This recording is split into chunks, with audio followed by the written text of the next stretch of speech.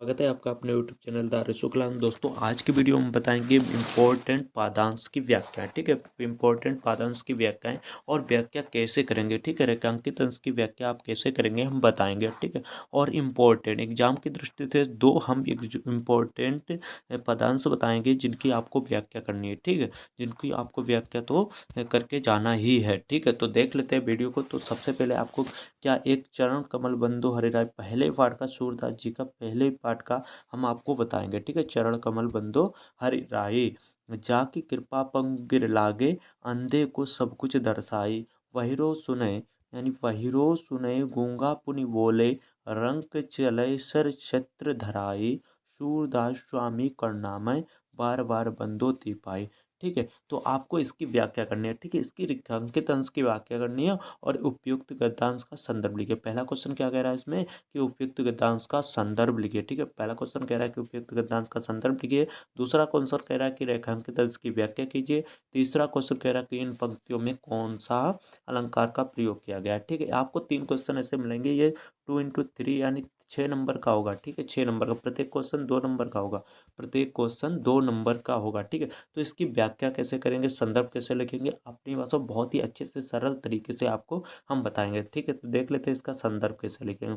सबसे पहले आपको क्या करना होगा, इतना काम करना होगा कि आपको पहला अक्षर, यानी जो पहला अक्षर हमारे जो चरण है।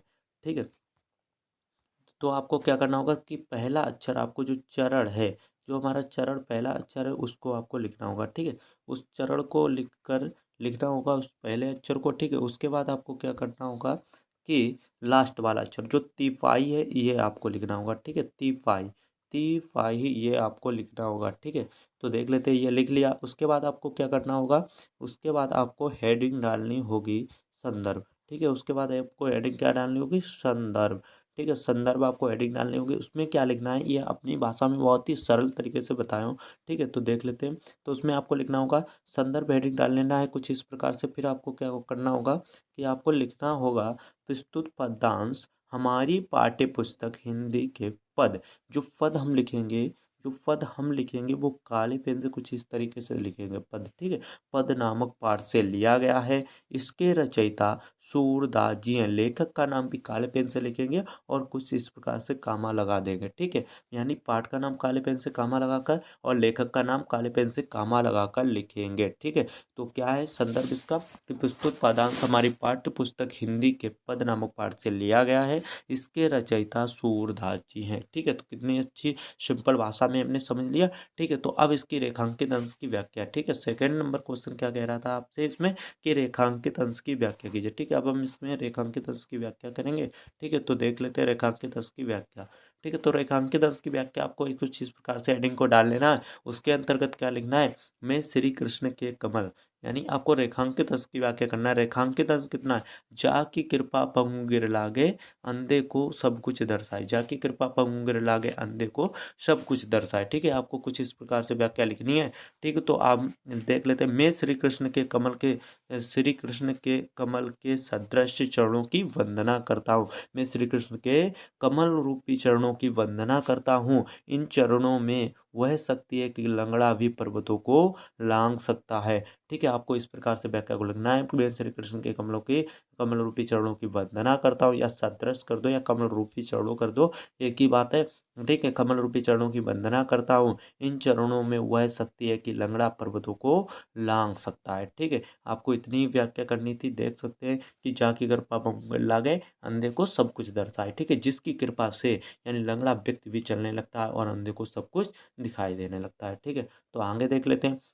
आगे इसका एक क्वेश्चन क्या कह रहा है, अगला इसका क्वेश्चन कह रहा है कि इन पंक्तियों में कौन सा अलंकार का प्रयोग हुआ है। ठीक है, इन पंक्तियों में कौन से अलंकार का प्रयोग हुआ है, तो देख लेते हैं। इन पंक्तियों में जो अलंकार का प्रयोग हुआ है वो रूपक अलंकार का प्रयोग हुआ है। किस अलंकार का, रूपक अलंकार का। ठीक है, रूपक अलंकार का इन पंक्तियों में प्रयुक्त हुआ है। ठीक है, रूपक अलंकार का आपको याद रखना है, रूपक अलंकार का इन पंक्तियों में प्रयोग हुआ है। ठीक है, फिर एक और देख लेते हैं जो कि इम्पोर्टेंट ये भी है, इसे भी देख लेते हैं। ठीक है, तो ऊदो मन न भय 10 20। ठीक है, ऊदो मन न भय 10 20 एक हो तो सो गयो श्याम संग को अवरोध इस इंद्र शिथिल वही केशव विन ज्यों देहि विनु शीस, सा लगी रहित तन श्वासा, जीवई कोटि वरीस, तुम तो सखा श्याम सुंदर के सकल जोग के ईस।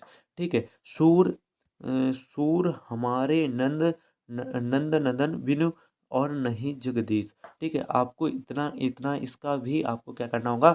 इसका पहला क्वेश्चन क्या कह रहा है कि इन पंक्तियों में गोपियाँ उद्धव जी से क्या कहती हैं। पहला क्वेश्चन पूछा है, इन पंक्तियों में ये जो गोपियाँ हैं वो उद्धव जी से क्या कहती हैं। ठीक है। अगला क्वेश्चन, रेखांकित अंश की व्याख्या कीजिए। फिर अगला क्वेश्चन, इन पंक्तियों में किस भाषा का प्रयोग किया गया है। ठीक है।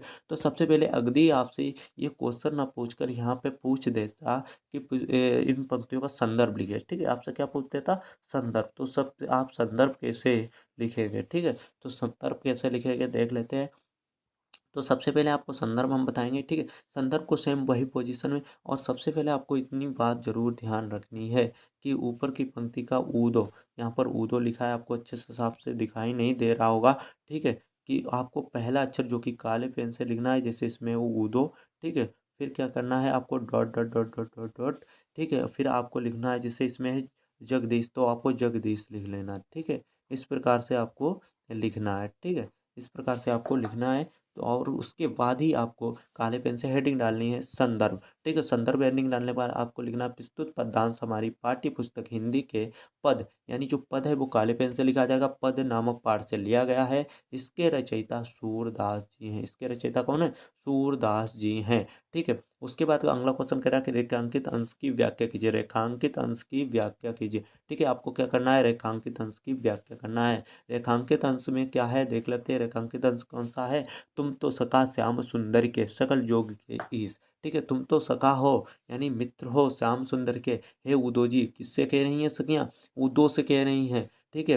गोपियां उदो से कह रही हैं कि हे उदो जी, तुम उन श्याम सुंदर के मित्र हो। में सखा माने क्या होता है, मित्र हो, और संपूर्ण योग विदा के ज्ञाता हो। तुम आत्मा और परमात्मा का योग हो, मिलन तथा भक्त के भगवान से योग कराने में निपुण हो। यानी तुम तो श्री कृष्ण के मित्र हो, आप तो आत्मा मतलब भगवान है एक तरफ से, तो आप हमारा श्री कृष्ण ने मिलन करा सकते हैं। ठीक है। आपको इस प्रकार से इसकी हिंदी व्याख्या लिख देनी है। उसके बाद इसमें लास्ट क्वेश्चन कह रहा है, इन पंक्तियों में कौन सी भाषा का प्रयोग किया गया है। इन पंक्तियों में ब्रज भाषा का प्रयोग किया गया। कौन सी, ब्रज भाषा का प्रयोग किया गया है। आपको पता होगा। ठीक है। ब्रज भाषा का प्रयोग किया गया है इन पंक्तियों में।